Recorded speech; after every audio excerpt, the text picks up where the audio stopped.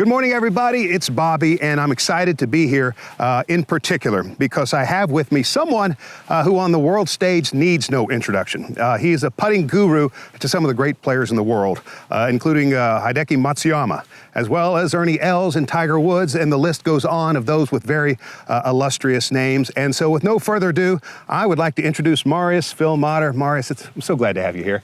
Bobby, thanks for having me. I've been excited about this since you agreed to make an appearance here. And for you all who are watching, in this email below, there's information about an appearance that Marius is going to make later on this winter. So be sure and sign up for that if you can. But let's talk about some putting right now.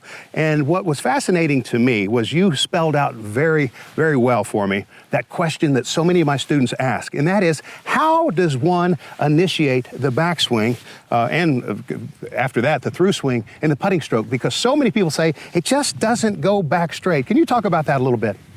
Well, first of all, it shouldn't go back straight. There's nothing straight in this universe. Everything is round.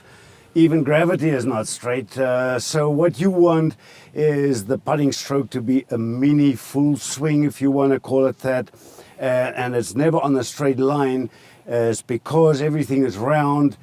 You bend over the ball and you turn your shoulders, and that's a round movement. So everything is round. The club shaft is round, the ball is round, the hole is round, the swing is round. No straight lines in golf. No straight lines. Wonderful. I tell you what, we've got I know we haven't read this putt or anything. Why don't you at least demonstrate for us the basics of the putting strokes, kind of what you're talking about, setting up properly and doing all the rest. You know, Bobby, the thing that will help most golfers improve their putting is just to focus on tempo. Mm-hmm. You might have a bad stroke. With good tempo, you will cover up most of the mistakes. Okay. So when I have this putt to make, the major thing that goes through my mind, and that's the case with all good putters, professional or amateur, they maintain a good tempo.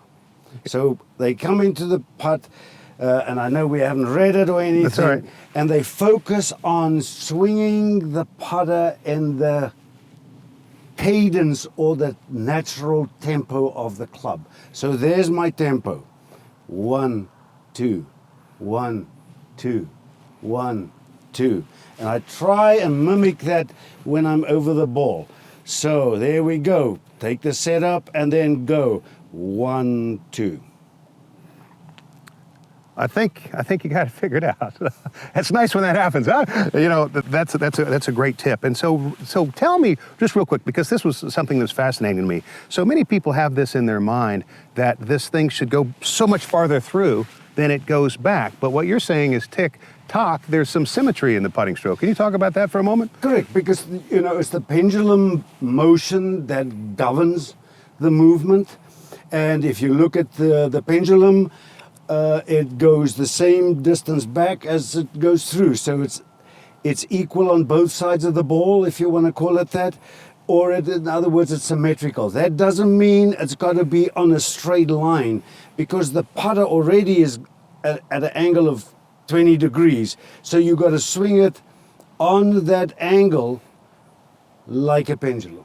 Okay, so someone who feels like they must unnaturally accelerate and therefore length creates more length on this side of the ball is violating the principles of that true pendulum then. Correct. If you violate the natural laws, you will seldom win. That's it, and the scores will tell. Yeah. All right, well listen, I appreciate you coming out here to Horseshoe Bay to talk to us today, and I'm looking forward also for you making your appearance, and that we're going to have a dinner as well as lessons the next day. For those who choose to participate, I want you all to know that those 3.5 hours that we spent a few Sundays back were the most meaningful for me, because I came back excited to practice myself, but also to share so much of what I learned. And so Marius, I want to thank you for coming today. Always a pleasure. Thank you. All right. See you soon.